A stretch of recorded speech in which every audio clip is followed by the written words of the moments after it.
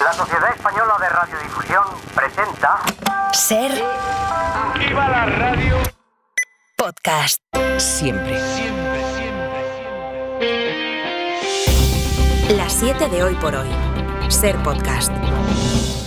Hace hoy 25 años del primer naufragio documentado de personas migrantes que intentaban llegar a las Islas Canarias. Fue una patera. En ese tiempo se estima que se ha convertido en la ruta de migrantes más mortífera del mundo. De hecho, los cálculos de varios organismos apuntan a que en esos 25 años han muerto más de 21.000 personas intentando llegar al archipiélago. Hay algunos datos que se olvidan o que se ignoran interesadamente cada vez que se habla de inmigración, pero hay una realidad innegable, que no tiene precedentes. 21.000 muertos, 21.000 personas muertas frente a las costas españolas. Hoy por hoy noticias. Ser Podcast. Hola, buenos días. Y la noticia esta mañana está en que el Gobierno no ha podido aprobar en el Congreso ni la reforma de la Ley de Extranjería ni tampoco la senda fiscal, la base para elaborar los presupuestos. Junts se sumó finalmente al PP y a Vox en el pleno de ayer para tumbar esas dos votaciones clave para el Ejecutivo. La derrota en la Ley de Extranjería era previsible, pero el Gobierno mantuvo la votación y la derecha, incluyendo la catalana, quedaron, dice el Gobierno, retratadas. Ángel Villascusa, buenos días. Buenos días. El Congreso tumba que se pueda debatir la reforma de un artículo para hacer obligatorio la reubicación de los menores no acompañados que hay en Canarias, en Ceuta o en Melilla, con 177 votos en contra, 171 a favor y una abstención. Se bloquea una modificación que para Patxi López, el portavoz del PSOE en el Congreso, iba sobre todo de solidaridad. Esto de que las comunidades son solidarias es mentira. El año pasado era voluntaria esa acogida. Había financiación para la acogida y no se hizo. Por lo tanto, queremos que haya una ley donde se plasme la solidaridad y la humanidad. Y hay alguno que se está negando. Ese es el argumento del PSOE. El PP, en cambio, llegaba al Pleno con la decisión tomada desde el pasado fin de semana, aunque los populares de Canarias o el presidente de Ceuta, del Partido Popular, estaban a favor de los cambios. Y el PP justifica el rechazo en que el Gobierno no tiene política migratoria y en que se había negado a negociar con ellos. Ana Alós. Póngase de verdad a negociar si tienen voluntad para ello. Convoquen una conferencia de presidentes de forma inmediata y convoquen también un pleno extraordinario monográfico para debatir sobre migración. En vista de que no iba a haber acuerdo, Coalición Canaria llegó a pedir que se retirase ese punto de la votación, sin embargo se acabó votando. Esto decía Cristina Valido.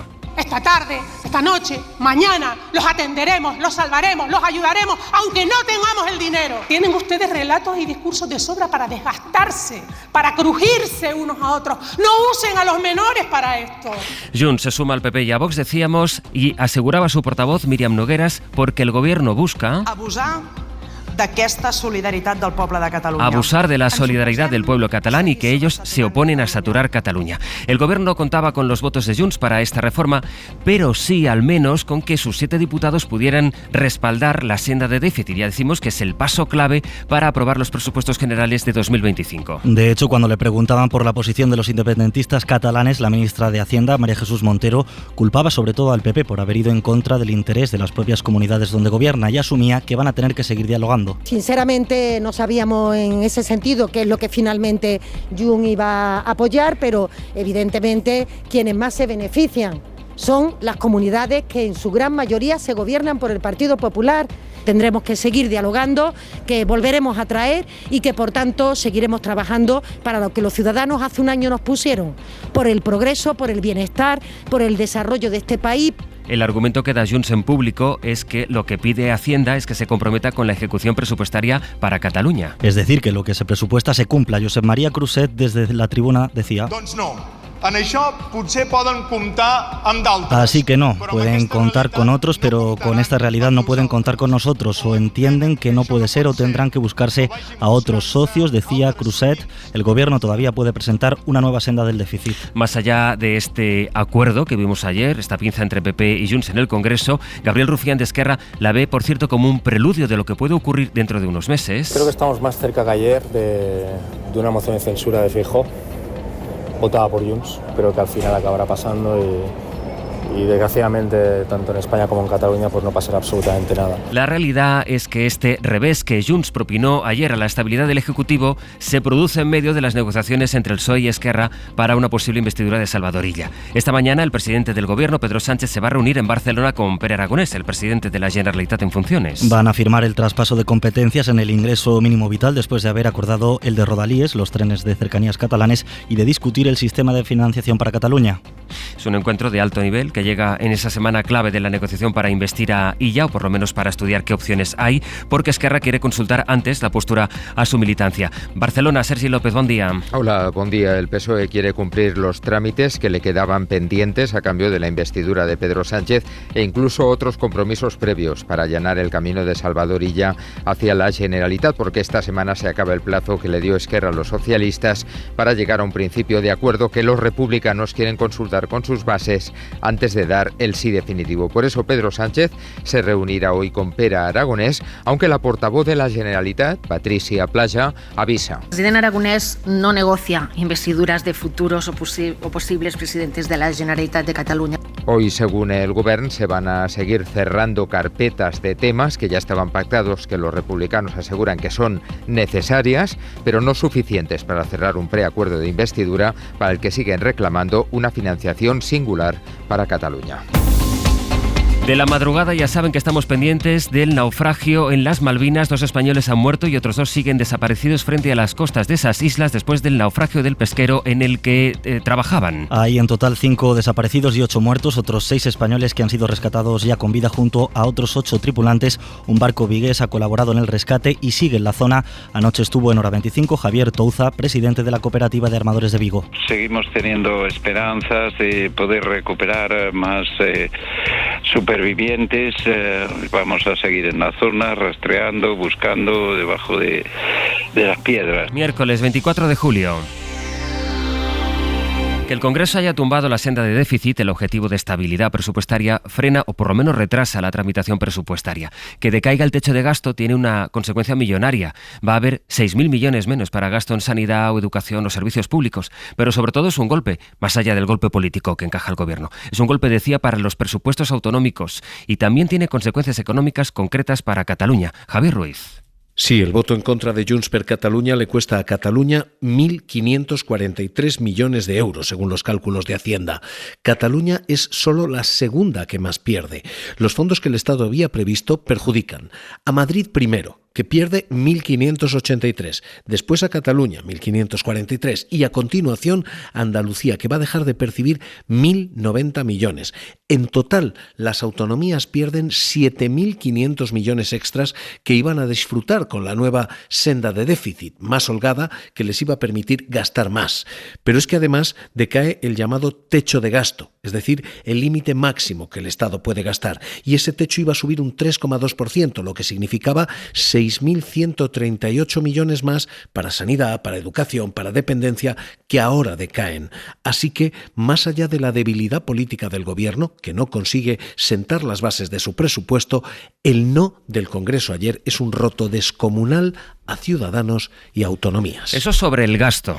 Sobre la ley de extranjería, los presidentes autonómicos del PP lo que quieren es llevar al gobierno ante la justicia porque no ha convocado en 2 años la conferencia de presidentes, considerado el principal órgano de cooperación política entre el Ejecutivo y los líderes autonómicos. El reglamento de esta conferencia indica que se tienen que reunir al menos 2 veces al año o, si 10 presidentes de las comunidades lo solicitan, quieren tratar asuntos como la financiación o la inmigración. Mariela Rubio, buenos días. Buenos días. El PP dice que lo harán todos sus presidentes autonómicos, presentar un recurso contencioso administrativo que obligue a Moncloa a celebrar el cónclave, ya que la convocatoria anual de la conferencia, según su reglamento, está recogida en la ley. La última conferencia de presidentes, recuerdan los populares, se celebró en marzo de 2022 y es urgente, dicen, tratar asuntos como la inmigración irregular o la financiación autonómica. Cuca Gamarra. Es porque ya se han hartado de pedirlo de una manera ordinaria durante el año 2023 y el año 2024. Si el presidente del gobierno ha decidido no gobernar, las comunidades autónomas tienen necesidad de coordinarse entre ellas y de coordinarse también con el Gobierno de España. De momento ya han anunciado recurso ante el Supremo 7 comunidades autónomas del PP.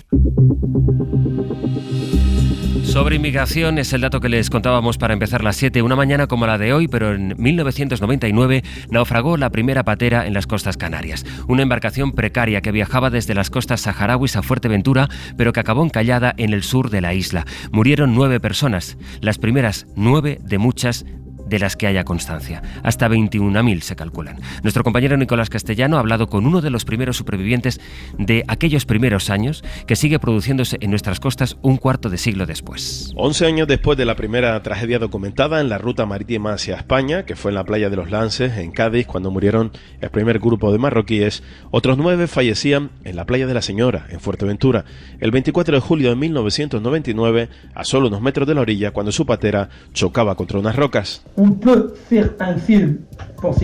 Joséín es el superviviente del tercer naufragio documentado. Asegura que su historia es mucho peor que la del Titanic, 15 días tirando muertos por la borda. En su patera murieron 9 personas y él fue uno de los únicos 6 supervivientes. Asegura que los primeros en morir en esa odisea fueron 2 niños de 14 y 15 años, entre ellos Abdelatif, que tenía un problema diabético. Se llamaban Trisi, Dris, Duk, Abdelatif, Abdala. Son algunos de los nombres de los 21.000 muertos que se calcula, según distintos observatorios y datos oficiales, que han perdido la vida buscando en el horizonte de Canarias una esperanza que se hundió para siempre en el Atlántico. Los españoles destinan ya de media el 35% de sus ingresos a pagar el alquiler. En solo un año, 4 puntos más. Para que nos hagamos una idea, la recomendación es no dedicar más del 30% del sueldo en vivienda. En 11 capitales españolas se supera ese porcentaje. Lo peor, en Barcelona, donde de media se destina el 46% del salario al alquiler. La sigue en Palma con el 45%, Málaga con el 42% o Valencia con el 41%. Madrid también lidera la tabla con el 38%. Por comparar, aquellos que pagan hipotecas destinan solo el 23% del sueldo. El año pasado era el 20,9%. Estefanía Salvatierra. En los últimos 12 meses, la tasa de esfuerzo para alquilar una vivienda ha avanzado 4 puntos porcentuales hasta rozar el 36%, por encima de lo que recomiendan los expertos, que marcan en el 30% los ingresos mensuales que se deben destinar al pago de la vivienda. Está pasando en 11 capitales de provincia. Aún así, los pisos para alquilar vuelan. Arrendar uno implica un esfuerzo económico y también de paciencia. 520, pero es un cuarto piso sin ascensor. Pero bueno, la realidad es que los alquileres por esta zona en este momento están en los 1.300 y más también. Pero el mío es sin muebles y pago 1.000. Barcelona es la más perjudicada. El alquiler se lleva el 46% de los ingresos del hogar. La ciudad condal es un ejemplo en el que comprar implica menos ahínco que alquilar, un 31% de esfuerzo. Baja 2 puntos porcentuales respecto a hace un año, y en este grupo de descensos aparecen otras 5 ciudades: Albacete, Huelva, Cuenca, Palma y Badajoz.